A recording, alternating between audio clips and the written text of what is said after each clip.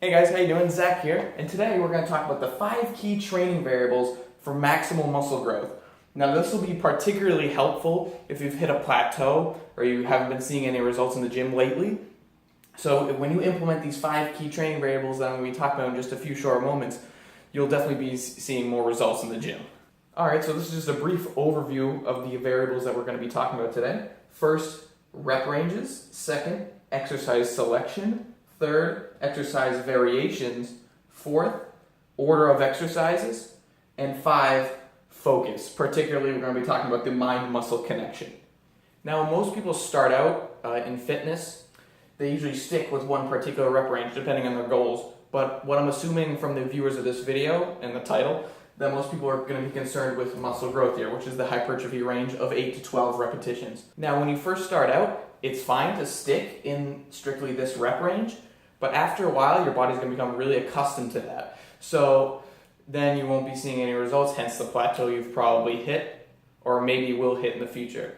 So it's key that you try different workouts in each of these rep ranges. Now, I'm not saying that you have to stick to that, like stick to strictly exercises in the 1 to 5 rep ranges or 15 plus rep ranges, but it's important to try out different things. Like, for example, on the bench press, to try out like a 5 by 5.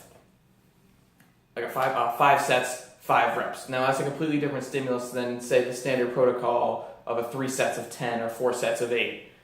Now your body is not going to be used to that stimulus, so you'll probably feel quite a soreness afterwards. Same thing if you train in endurance.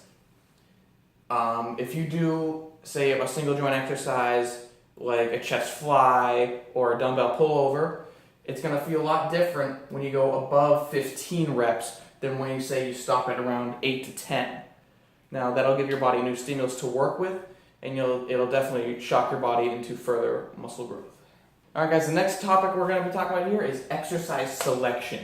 Now, if you've hit a plateau, you're probably doing the same workout over and over and over again. Am I right? So that's probably because you haven't been changing the types of exercises that you've been doing. Like, say, for example, I'm going to go with chest day here. You might be starting off with flat barbell bench press, incline barbell bench press, dumbbell flies, etc. So to get out of that funk, it's important to try different exercises, like ones you maybe never even considered doing before because they seem unconventional. So an example I use here is the landmine press. Now this can be applied to chest or shoulders. Now, you simply put a barbell in a landmine and you go down on your knees and you push it like that. That would work your inner chest. That's a very unique exercise that not a lot of people do, but it's a very effective exercise nonetheless. Just because it's not conventional or traditional, it doesn't mean that it's not effective. Now, it's important to note that it's okay to ask for help, because if you don't know how to perform a particular exercise, even if you are an experienced lifter, there's no shame in asking how to perform a particular exercise if you've never heard of it before, or if you're really embarrassed, you could just look it up online. But never be embarrassed or ashamed to ask how to perform a certain exercise, to make sure that you're actually doing it right to get the most benefit out of it. Alright guys, next variable we're going to be talking about here is the order of exercises. Now this will give other exercises in your routine increased amount of attention. Now, what I mean by this is if you always perform a certain exercise first, I'm going to use the example of chest day here again, the flat barbell bench press. That's what most people start out with. Now, if you start out with something different, like the incline dumbbell bench press, it's going to totally shock your body, and it'll actually remove the monotony of your routine. It'll prevent you from getting bored. It'll also give increased attention to your upper chest. Same thing if you do like a decline bench press, or say, for example, instead of starting out your leg day with squats, you start out with leg press instead. Now it'll prevent you from getting bored, and this will lead up to my next topic of pre-exhaust. Now what pre-exhaust is basically you do a single joint movement first, and then you go on to the multi-joint movements. Now this is very unconventional, like for example, on chest day where you'll do a fly first, and then you do the bench press. Or on leg day, you do leg extensions or leg curls first, and then you move on to squats. Now, this is going to shock your body. You won't be able to do as much weight on the compound lift, but it'll make it a lot harder, and it'll definitely challenge your body a lot more, and it'll definitely change the stimulus. Alright guys, the fourth variable we're going to be talking about here is the variation of the actual exercise itself.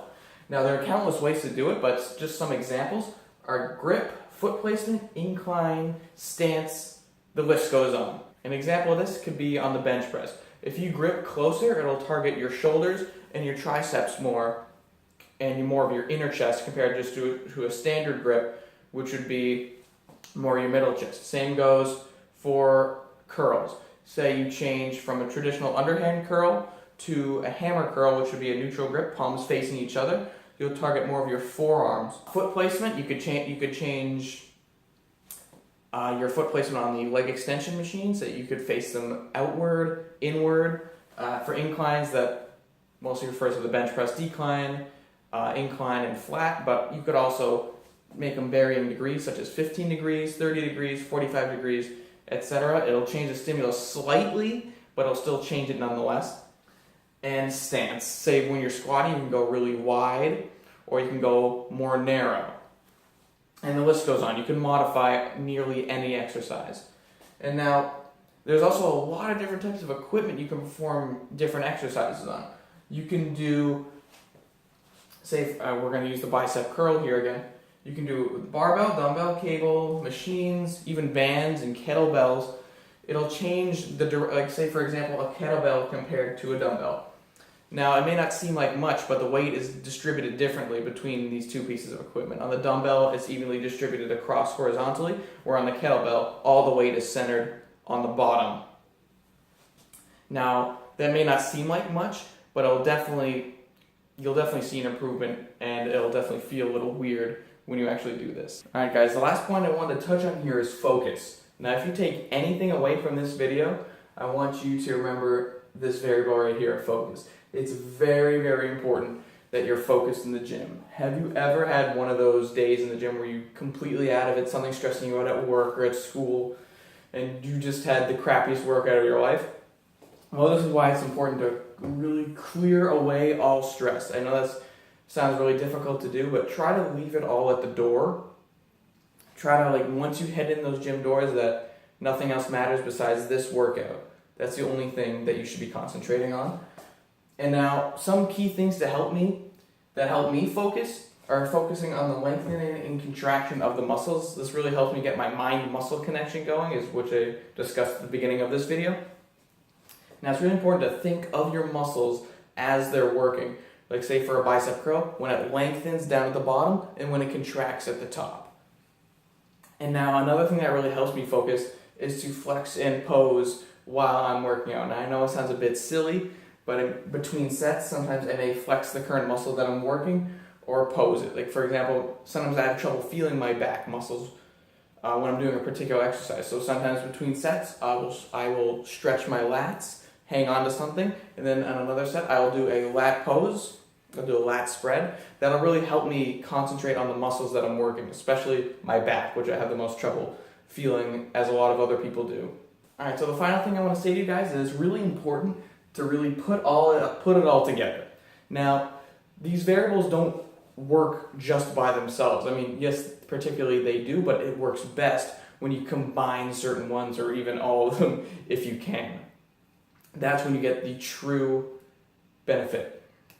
Now, thanks for watching, guys. I hope that you guys subscribe and like the video down below, and I'll see you next time. Thanks.